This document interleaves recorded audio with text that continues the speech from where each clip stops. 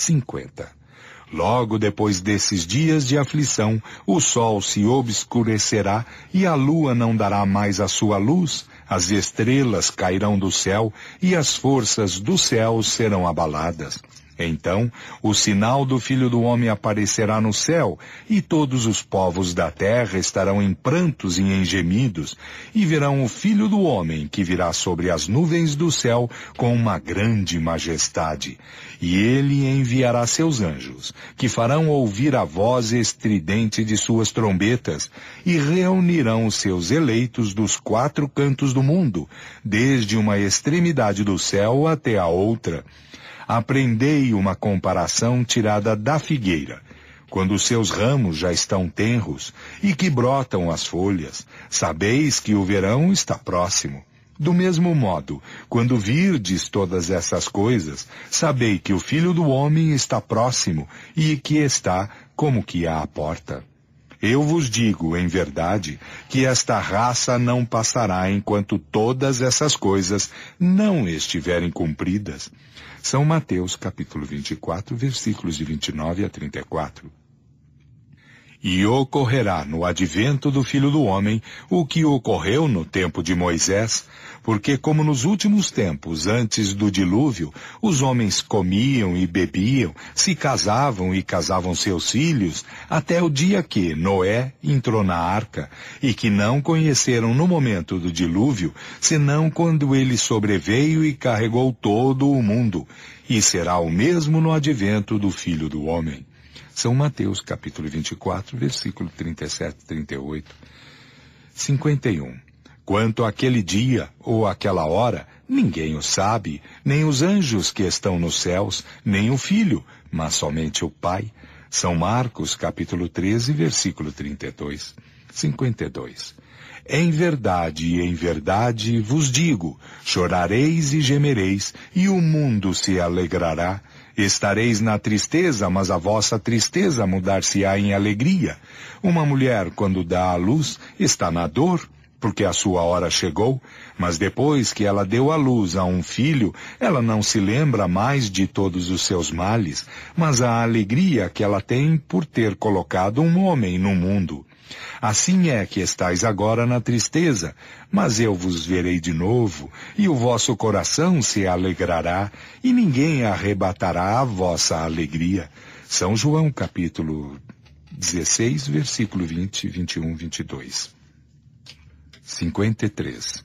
E se levantarão falsos profetas, que seduzirão a muitas pessoas, e porque multiplicará a iniquidade, a caridade de muitos esfriará. Mas aquele que perseverar até ao fim será salvo. E este evangelho do reino será pregado em toda a terra, para servir de testemunho a todas as nações, e será então que o fim chegará. São Mateus, capítulo 24, versículos de 11 a 14. 54. Este quadro do fim dos tempos, evidentemente, é uma alegoria, como a maioria daqueles que Jesus apresentava. As imagens que contém pela sua energia são de natureza a impressionar as inteligências ainda rudes. Para impressionar essas imaginações pouco sutis, eram necessárias pinturas vigorosas, de cores decididas. Jesus se dirigia sobretudo ao povo, aos homens menos esclarecidos, incapazes de compreender as abstrações metafísicas e de apreender a delicadeza das formas. Para chegar ao coração, era necessário falar aos olhos com a ajuda de sinais materiais e aos ouvidos pelo vigor da linguagem. Por uma consequência natural dessa disposição de espírito, o poder supremo não poderia, segundo a crença de então, se manifestar senão por coisas extraordinárias, sobrenaturais. Quanto mais elas eram impossíveis, melhor eram aceitas como prováveis. O Filho do Homem, vindo sobre as nuvens do céu, com uma grande majestade, cercado de seus anjos e ao som das trombetas, lhes parecia bem mais imponente do que um ser investido somente de um poder moral. Também os judeus que esperavam no Messias um rei da terra poderoso entre todos os reis, para colocar a sua nação no primeiro plano e reconstruir o trono de Davi e de Salomão, não gostariam de reconhecê-lo no humilde filho de carpinteiro, sem a autoridade material. Entretanto, esse pobre proletário da Judéia tornou-se o grande entre os grandes, conquistou para sua soberania mais reinos do que os mais poderosos potentados. Somente com a sua palavra e alguns miseráveis pescadores revolucionou o mundo, e é a ele que os judeus deverão a sua reabilitação. Ele estava, pois, na verdade, quando nesta pergunta de Pilatos, "Sois rei?" Ele respondeu, "Vós o dizeis." 55.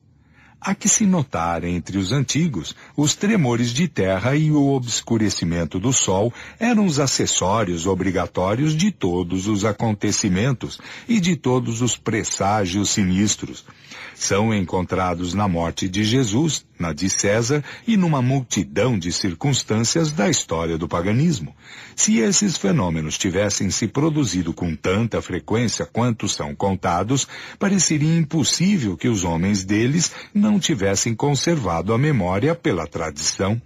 Aqui acrescentam-se as estrelas que caem do céu, como para testemunhar às gerações futuras mais esclarecidas que não se trata senão de uma ficção, uma vez que se sabe agora que as estrelas não podem cair. 56. Entretanto, sob essas alegorias se escondem grandes verdades. Primeiro, é um anúncio das calamidades de todos os gêneros que atingirão a humanidade e a dizimará. Calamidades engendradas pela luta suprema entre o bem e o mal, a fé e a incredulidade, as ideias progressistas e as ideias retrógradas. Em segundo lugar, a da difusão por toda a terra do Evangelho, reestabelecido em sua pureza primitiva. Depois, o reino do bem, que será o da paz e da fraternidade universal, sairá do código de moral evangélica, colocado em prática por todos os povos. Esse será verdadeiramente o reino de Jesus, uma vez que presidirá ao seu estabelecimento e que os homens viverão sob a égide de sua lei. Reino de bondade, porque disse ele, depois dos dias de aflição, virão os dias de alegria. 57. Quando se cumprirão essas coisas? Ninguém o sabe. Disse Jesus, nem mesmo o Filho. Mas quando chegar o momento, os homens disso serão advertidos por indícios precursores. Esses indícios não estarão nem no sol, nem nas estrelas, mas no estado social e nos fenômenos mais morais do que físicos, e que se pode, em parte, deduzir de suas alusões. É bem certo que essa mudança não poderia se operar durante a vida dos apóstolos.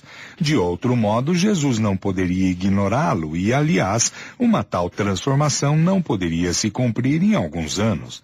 Entretanto, ele lhes fala como se devessem disso ser testemunhas.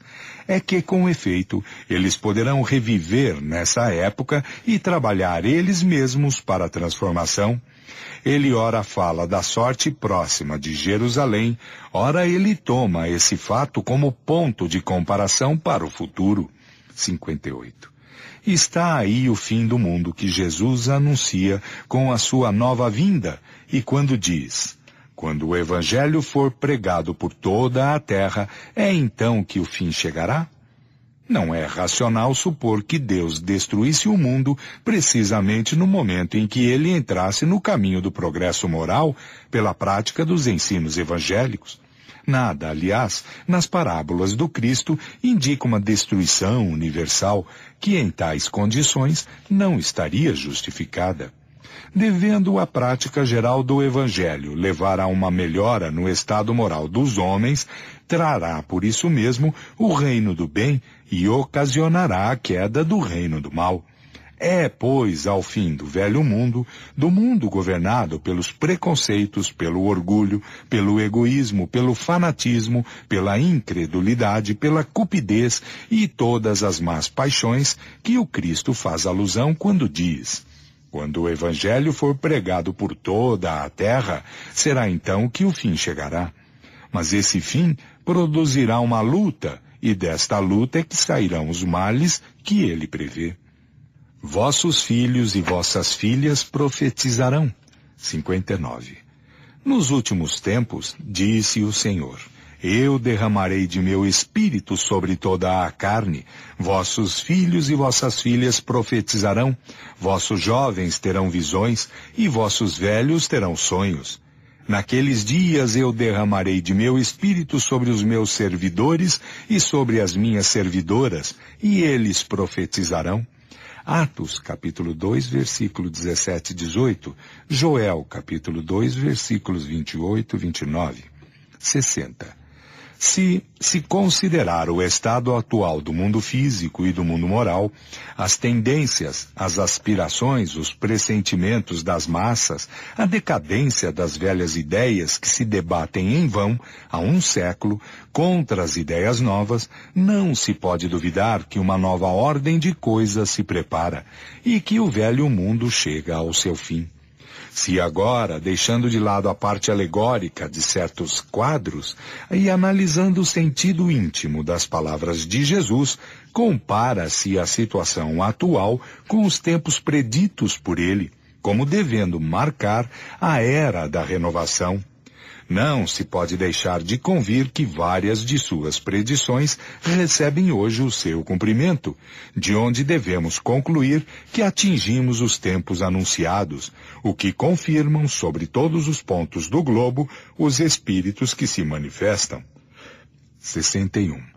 Assim como se viu, capítulo 1, número 32, o advento do Espiritismo, coincidente com outras circunstâncias, realiza uma das mais importantes predições de Jesus, pela influência que deve forçosamente exercer sobre as ideias. Além disso, está claramente anunciado naquela que é reportada nos Atos dos Apóstolos.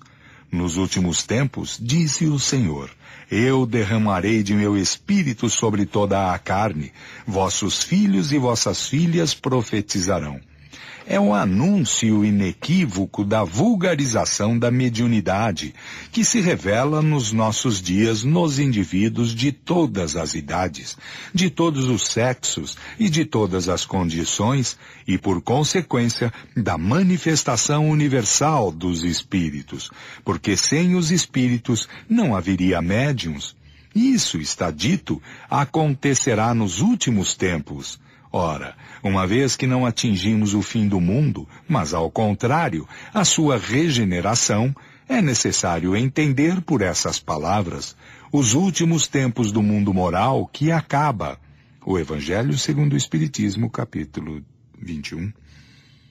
Julgamento final. 62.